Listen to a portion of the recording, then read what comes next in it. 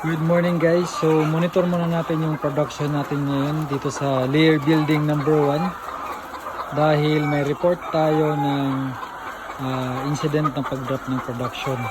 So titingnan natin kung ano yung factor na naka-affect sa production. And titingnan natin, i-assess natin yung buong mga manok kung ano yung mga possible na nakastorbo sa kanilang production. So hindi naman masyado ganun ka baba yung drop.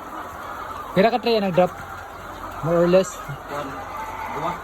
Dalawang trays yung nag-drop. So around 60 eggs yung nawala. So tingnan natin guys yung kondisyon ng ating mga manok dito.